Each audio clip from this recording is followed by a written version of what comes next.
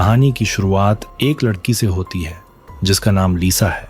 लीसा अपनी लाइफ से परेशान होकर खुदकुशी कर रही होती है, लेकिन वो इस भयानक मौत से डरकर रुक जाती है और रोड किनारे खड़ी हो जाती है। गाड़ी वाला पहले तो आगे निकल जाता है, लेकिन उसे अपनी गलती का एहसास होता है। वो पीछे आता है। इसका नाम एडम होता है। एडम लीसा से पूछता है, क्या तुम ठीक हो? लीसा बताती है कि वो खो चुकी है। एडम लीसा की हेल्प करने की कोशिश करता है, लेकिन लीसा पहले उसे मना कर देती है। लेकिन लीसा को एहसास होता है वो इस जगह से अकेली नहीं निकल पाएगी। तभी वो एडम की हेल्प लेने का फैसला करती है। सफर के दौरान एडम लीसा से उसके मरने का कारण पूछता है। लीसा बताती है अब उसकी बेटी इस दुनिया में नहीं रही और आज उसका बर्थडे है। लीसा इमोशनल हो जाती है। तभी रेडियो पर एक न्यूज आती है जिसमें बताया जाता है कि एक सीरियल किलर घूम रहा है जो पहले 2 लड़कियों की जान ले चुका है। किलर की पहचान के लिए बताया जाता है कि उसके पास ब्राउन कलर की कार है और हाथ में टैटू बना हुआ है। लीसा जैसे ही एडम के हाथ पर टैटू देखती है तो वो समझ जाती है एडम ही वो सीरियल किलर है। लीसा कुछ कर पाती उससे पहले एडम गाड़ी का जोर से ब्रेक लगाता है, जिससे लीसा का सिर डैशबोर्ड से टकरा जाता है। जिसके बाद लीसा की आंख खुलती है तो वो खुद को एक सेल में बंद पाती है और उसके हाथ में एक घड़ी होती है जिससे रोशनी निकल रही होती है। लीसा घबरा जाती है और वहां से निकलने की कोशिश करती है और जोर जोर से चिल्लाती है। लीसा थक हार के रोने लगती है और चुपचाप कोने में बैठ जाती है। तभी उसे किसी की गुर्राहट की आवाज आती है और अचानक उसके अंदर एक टनल का रास्ता खुल जाता है। लीसा अपने आप को आजाद करने के लिए उस टनल में घुस जाती है, लेकिन उसके घुसते ही उस टनल का दरवाजा बंद हो जाता है। लीसा उसे खोलने की कोशिश करती है, लेकिन वो नहीं खुलता। तभी उसकी घड़ी में 11 मिनट का टाइमर ऑटोमेटिकली शुरू हो जाता है। अब लीसा समझ चुकी होती है अगर उसे अपनी जान बचानी है तो उसे इस टाइमर के खत्म होने से पहले इस टनल से बाहर निकलना पड़ेगा। लीसा आगे बढ़ना शुरू करती है। उसे काफी डरावनी आवाजें सुनाई देती हैं। तभी उस टनल के बीच में एक दरवाजा बंद होने लगता है। लीसा उसे देखकर तेजी से रेंगती हुई वहां से निकलने की कोशिश करती है, लेकिन बदकिस्मती से वो दरवाजा बंद हो जाता है। जिसके बाद लीसा को उसके साइड में दूसरे टनल से जाना पड़ता है, लेकिन वो टनल इतनी ज्यादा पतली होती है कि उसमें लीसा ठीक से ना तो हाथ खोल पाती है और ना ही रेंग पाती है। किसी भी तरह लीसा उस टनल से निकल के दूसरे टनल में पहुंचती है। उसे सामने 2 रास्ते दिखाई देते हैं, एक ऊपर से जा रहा होता है और एक नीचे से। लीसा ऊपर वाला रास्ता चुनती है। वो जैसे ही आगे बढ़ती है तभी उस टनल की जमीन ऊपर और नीचे से दबने लगती है और वो लीसा को उसमें दबाकर पीसने वाली ही होती है। लेकिन लीसा अपनी पूरी जान लगाकर उस टनल से बाहर निकल आती है। पर लीसा इन सभी चीजों से परेशान होकर पूरी तरह से थक चुकी होती है और वो हार मान जाती है। लेकिन तभी घड़ी में फिर से टाइमर रिमाइंडर दिखता है, जो कि अब उस 11 मिनट से घट के 5 मिनट पर आ चुका होता है। लीसा इतना कम टाइम देखकर आगे बढ़ने लगती है। तभी उसे टनल में कोई दिखता है। लीसा उसे आवाज लगाती है और वो उसके पास जाती है, लेकिन लीसा उसे देखकर पूरी तरह डर जाती है क्योंकि वो एक सड़ी हुई डेड बॉडी होती है। उसने भी लीसा की तरह ही घड़ी पहनी होती है। लीसा को यहाँ समझ आ जाता है अगर मैंने जल्द ही कुछ नहीं किया तो मेरा हाल भी इसी डेड बॉडी की तरह हो जाएगा। तभी लीसा की घड़ी में फिर 2 मिनट का टाइमर दिखता है। लीसा बिना देरी किए उस डेड बॉडी को पीछे करके आगे बढ़ जाती है। तभी टनल में अचानक मोटी लोहे की शील्ड लीसा के सामने आकर उसका रास्ता ब्लॉक कर देती है और सिर्फ घड़ी में 1 मिनट का टाइमर बचा होता है। पूरे टनल में छोटी छोटी हीट पाइप्स निकल आती हैं और वो टनल में गैसेस छोड़ना शुरू कर देती हैं। ये देखकर लीसा घबरा जाती है और उसे लगता है अब उसे भी मरना पड़ेगा। लेकिन तभी टनल में एक छोटी सी जगह खुलती है। लीसा तुरंत उसमें घुस जाती है।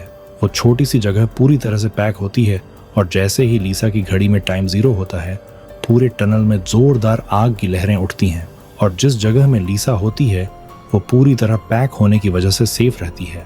लीसा ये सब देखकर बहुत ज्यादा डर चुकी होती है और वो उस पैक जगह से बाहर नहीं निकलना चाहती है, लेकिन वो ऑटोमेटिकली लीसा को बाहर निकालकर पहले की तरह बंद हो जाती है। तभी अचानक वो टनल चपटी होने लगती है और वो लीसा को लगभग दबा ही देती है, जिस वजह से उसे ठीक से सांस भी नहीं आती और लीसा अब हिम्मत हारने लगती है।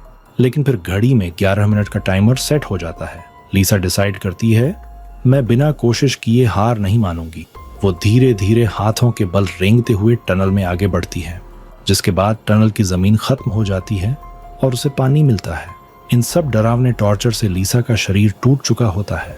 थकान और प्यास से बेहाल वो उसी चिपटे टनल में फंसी हुई कांपते हाथों से बार बार नीचे बहते पानी में हाथ डालकर घूंट घूंट पानी पीती जाती है। और फिर उसकी घड़ी में 9 मिनट का टाइमर दिखता है। लीसा अब बिना देर किए आगे बढ़ने का फैसला करती है और पानी में ही कूद जाती है, क्योंकि अब लीसा को पता है हर 11 मिनट में टनल के अंदर आग का सैलाब आता है। लीसा पानी से तैरकर सूखे टनल में तो आ जाती है, लेकिन अचानक उस टनल में पानी भरने लगता है। लीसा घबरा जाती है। उसे समझ नहीं आता कि अब वो क्या करे। पानी इतना भर जाता है कि वो अब अपनी नाक ही सिर्फ पानी के बाहर रख पाती है, जिसके बाद वो पानी में फिर तैरकर एक सूखा टनल ढूंढती है और वहां पहुंचकर एक लंबी सांस लेती है। लेकिन अब वो बिना टाइम बर्बाद किए आगे बढ़ने लगती है, पर लीसा की बॉडी इन टॉर्चर से इतनी थक चुकी होती है कि उसे टनल में ही नींद आ जाती है। तभी लीसा को किसी के चिल्लाने की आवाज सुनाई देती है। लीसा तुरंत उस आवाज की तरफ बढ़ने लगती है। तभी अचानक टनल का निचला हिस्सा खुल जाता है, जो पूरे उबलते तेजाब से भरा होता है।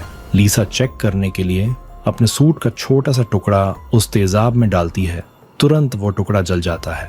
लीसा समझ जाती है अब उसे बड़े ही ध्यान से इसे पार करना होगा। वो अपने दोनों हाथ पैरों को साइड में रखकर धीरे धीरे आगे बढ़ती है, लेकिन बदकिस्मती से लीसा का पैर फिसल जाता है और वो तेजाब के कांटेक्ट में आते ही जल जाता है। लेकिन लीसा की किस्मत थोड़ी अच्छी होती है, क्योंकि सूट उसके पूरे पैर को जलने से बचा लेता है और एक छोटा सा घाव बन जाता है। लीसा दर्द में होती है। उसे मदद की आवाज अब और भी करीब से सुनाई देती है। अपने घुटनों का दर्द भुलाकर वो उस आवाज की तरफ बढ़ती है और आखिरकार एक लोहे की जाली के पास पहुंच जाती है। थोड़ी दूरी पर एक और जाली होती है, जिसके पीछे एक आदमी कैद था। उस आदमी ने भी लीसा की तरह हाथ में घड़ी और एक सूट पहना हुआ था। लीसा ने उससे कहा, हम दोनों यहाँ फंसे हुए हैं, अगर हम एक दूसरे की मदद करें तो शायद निकल सकते हैं। लेकिन उस आदमी की दिमागी हालत उस सुरंग में लंबे समय तक रहने की वजह से खराब हो चुकी थी। वो कभी लीसा को गालियां देने लगता तो कभी सॉरी बोलने लगता। वो घबरा कर बोलता है, ये लोग जल्द ही वापस आएंगे और हम दोनों को मार देंगे। ये कहकर वो पागल जोर जोर से हंसने लगा। तभी लीसा ने देखा कि उसके हाथ में बंधी घड़ी में 60 सेकंड की काउंटिंग शुरू हो चुकी है। वो हीटिंग पाइप्स दोबारा दीवारों से बाहर निकल आए और इस बार बचने के लिए जो सेक्शन खुला, जो लीसा और उस आदमी के ठीक बीच में था, उसमें सिर्फ एक ही इंसान के छिपने की जगह थी। अब या तो वो पागल आदमी बचेगा या फिर लीसा। अगले ही पल लीसा और उस पागल आदमी के आगे लगी लोहे की जाली हट गई। दोनों तेजी से उस चैम्बर की तरफ भागने लगे और एक साथ चैम्बर तक पहुंचे। वहां पहुंचते ही दोनों एक दूसरे को मारने लगे। कभी लीसा उस पागल आदमी को चैम्बर से बाहर ढकेल देती तो कभी वो पागल आदमी लीसा को बाहर कर देता। लेकिन आखिर में जैसे ही वक्त खत्म होने वाला था, लीसा ने उस आदमी को लात मारकर चैम्बर से बाहर कर दिया। वो आदमी लीसा का पैर पकड़कर उसे बाहर खींचने की कोशिश करने लगा। तभी 60 सेकंड खत्म हो गए और उस चैम्बर के शीशे के दरवाजे ने उस आदमी का हाथ काट दिया। दर्द से वो आदमी चिल्ला उठा। लीसा की नजर उस आदमी के कटे हुए हाथ पर पड़ी, जिसके ऊपर एक क्रॉस का टैटू बना हुआ था। उस टैटू को देखकर लीसा समझ गई कि ये आदमी कोई और नहीं, बल्कि उसे कार में बेहोश करने वाला सीरियल किलर एडम है। अब लीसा की सारी कंफ्यूजन दूर हो चुकी थी। पहले लीसा को लग रहा था कि एडम ने उसे यहाँ कैद करके रखा है, लेकिन उसकी ये सोच गलत थी, क्योंकि एडम बेचारा तो अब खुद मौत के मुंह में था। इतने में ही लीसा की घड़ी पर 11 मिनट का वक्त पूरा हो गया और उन हीटिंग पाइप्स से निकलती तेज आग ने कुछ ही सेकंड में एडम को राख में बदल दिया। अपनी आंखों से एडम की इतनी भयानक मौत देखकर लीसा डर के मारे कांपने लगी। कुछ देर बाद सेक्शन के अंदर एक छोटे सुरंग में से एक रोबोट बाहर आया। वो एक बहुत ही भयानक दिखने वाला था। ये रोबोट लीसा को कोई नुकसान नहीं पहुंचाता, बल्कि उसके तेजाब से जले हुए घुटने को ठीक कर देता है। लीसा ने उससे पूछा कि वो कौन है और उसे यहाँ क्यों लेकर आया है। जवाब में उस रोबोट के मुंह से एक टूल निकला और वो टूल लीसा के सूट के साथ कनेक्ट हो गया। उस टूल की मदद से लीसा को फ्लैशबैक की सारी बातें याद आने लगी, जब वो कार में एडम के साथ थी और उसे एडम की सच्चाई का पता चलने पर उनकी झड़प हो गई थी। उस दौरान एडम ने लीसा पर चाकू से सीने पर वार किया और उसे कार से बाहर फेंक दिया था। उसी पल लीसा को आसमान से उसकी तरफ आती एक सफेद रोशनी दिखाई दी थी, जिसके बाद लीसा वापस प्रेजेंट में आती है। लीसा को अब एक बात समझ आ जाती है कि उन एलियंस ने ही दरिंदे एडम से उसकी जान बचाई थी और उसे यहाँ लाए थे। लेकिन वो उसे यहाँ क्यों लाए थे, ये बताए बिना ही वो रोबोट वहां से निकल गया। लीसा ये भी समझ जाती है कि ये लोग जो भी हैं वो उसे मारना नहीं चाहते, बस उसे इस गेम को पार करना होगा, तभी वो यहाँ से निकल पाएगी। लीसा अब आगे का रास्ता तय करने उस चैम्बर से बाहर आ गई। एडम का कटा हुआ हाथ भी वहां पर पड़ा हुआ था। उसी समय लीसा को उस कटे हाथ पर टाइमर के नीचे कुछ सिंबल्स दिखाई दिए। लीसा उन सिंबल्स का मतलब समझने की कोशिश कर ही रही थी कि तभी एक घूमता हुआ पंखा उसकी तरफ आने लगा। उसे देखकर लीसा अपनी जान बचाने के लिए पीछे हटने लगी और उससे बाल बाल बचती हुई एक छेद से ऊपर की सुरंग में चली गई। तभी अचानक उसे सुरंग के ऊपर से किसी के चलने की आवाज सुनाई दी। वो आवाज एक जगह पर जाकर रुक गई। उस जगह पर सुरंग का ढक्कन खुला और उसमें से एक भयानक क्रीचर उतरा। वो देखने में तो इंसान था, लेकिन जानवरों की तरह घुर रहा था। उसका शरीर पूरी तरह से जल चुका था और उसकी आंखें सफेद पत्थर की तरह चमकदार थीं। तभी लीसा की नजर उसके कटे हुए हाथ की तरफ गई। उसका कटा हुआ हाथ देखकर लीसा समझ गई कि वो कोई और नहीं बल्कि एडम है, जो जलने के बाद एक राक्षस में बदल चुका है। अब वो लीसा को मारना चाहता था। एडम की आंखें जल गई थीं। इस वजह से वो लीसा को देख तो नहीं सकता था, पर वो सुन सकता था। लीसा चुपचाप धीरे धीरे आगे बढ़ने लगी, लेकिन तभी उसकी घड़ी के फर्श पर टकराने से एक हल्की सी आवाज गूंज उठी, जिससे एडम को उसकी भनक लग गई और वो तेजी से लीसा को मारने के लिए उसके पीछे आने लगा।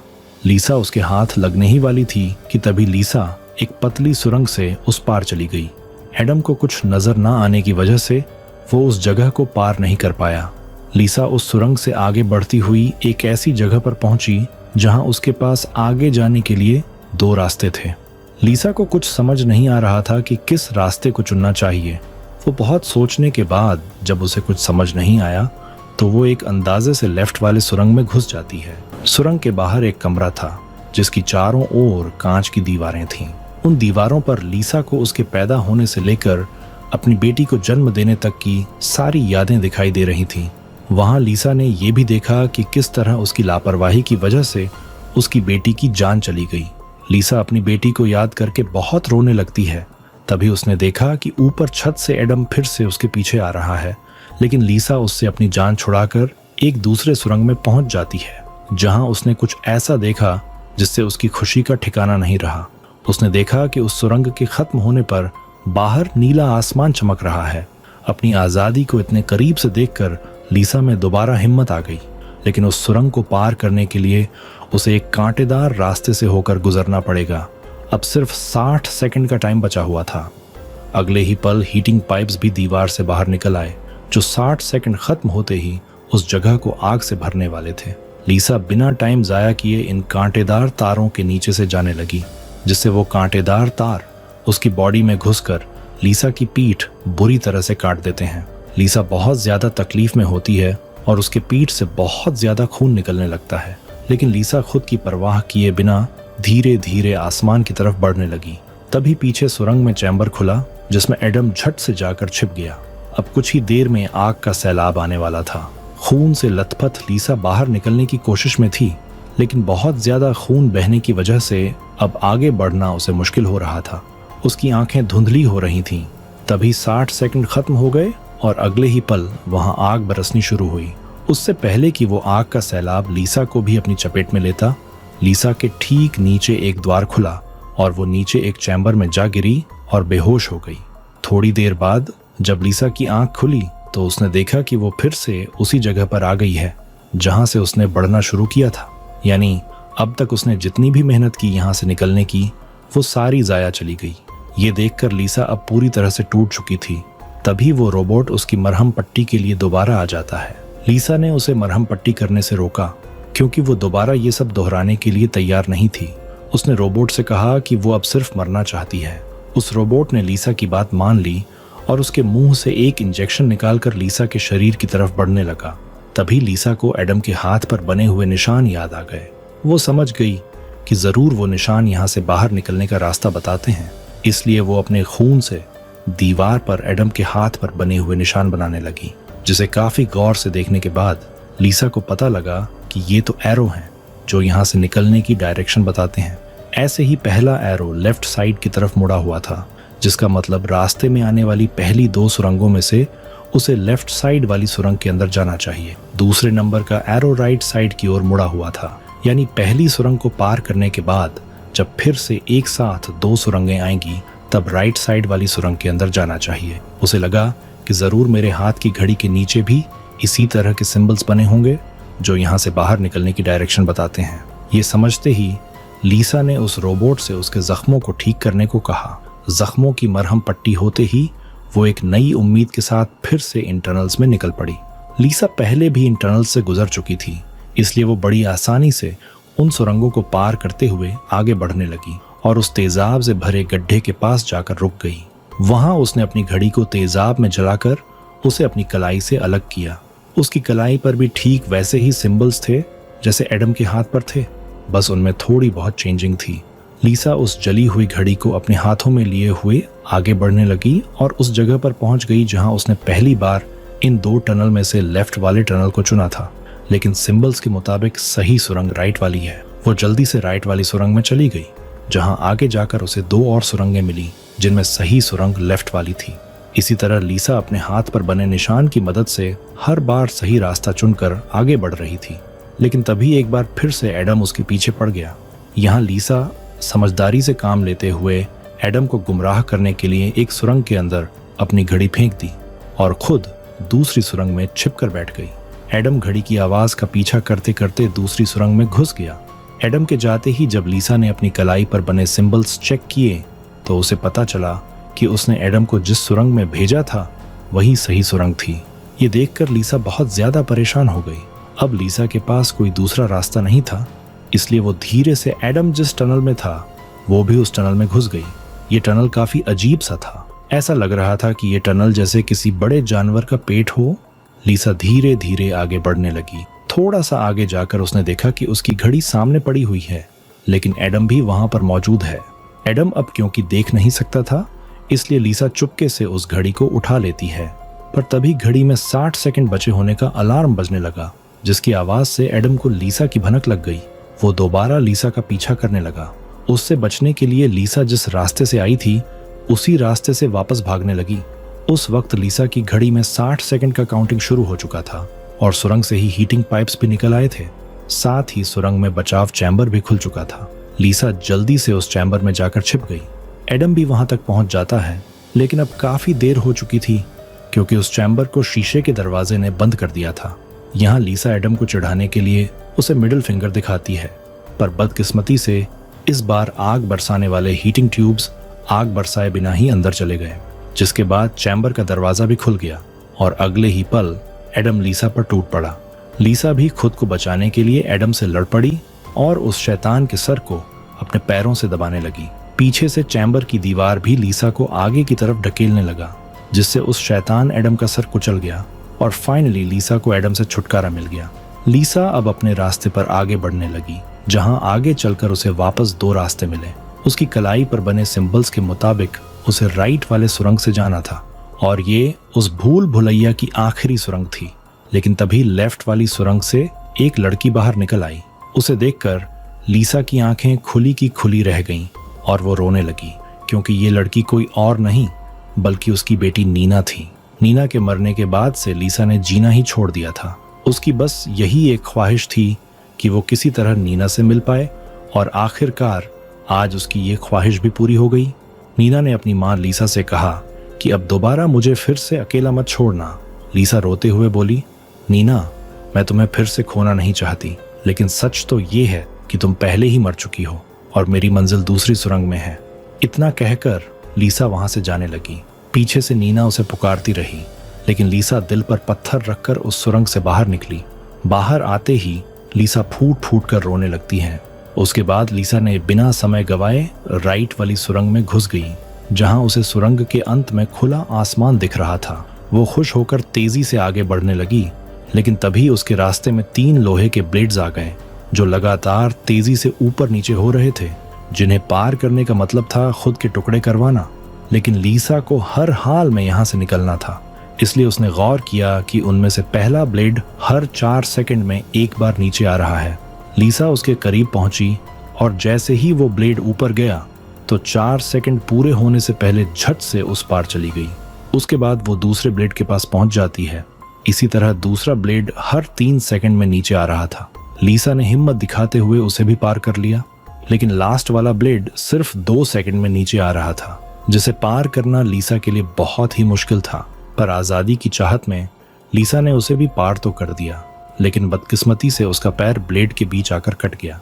लीसा का दर्द से बुरा हाल हो गया था, लेकिन लीसा अपने पैर की परवाह किए बिना सुरंग के एंड तक पहुंच जाती है, जहां उसे खुला आसमान नजर आ रहा था। लेकिन जैसे ही उसने अपना हाथ सुरंग से बाहर निकलने के लिए आगे बढ़ाया, उसका हाथ सामने लगाए स्क्रीन पर जा लगा, जहां खुले आसमान का वीडियो चल रहा था।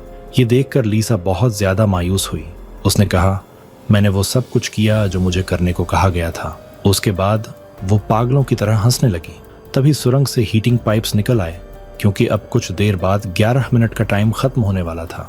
लीसा अब सुकून से मौत का इंतजार करने लगी, लेकिन इस बार वो हीटिंग पाइप्स उसे जलाए बिना ही वापस सुरंग में चली गई। तभी अचानक सुरंग का ऊपर का हिस्सा खुल गया और एक तेज रोशनी लीसा पर पड़ी। लीसा का शरीर अपने आप हवा में उठने लगा और उस रोशनी में समा गया। थोड़ी देर बाद जब लीसा की आंख खुली तो उसने खुद को एक झरने के किनारे पाया, जिसे देख लीसा के चेहरे पर मुस्कान वापस लौट आई। वहां पर नीना भी मौजूद थी।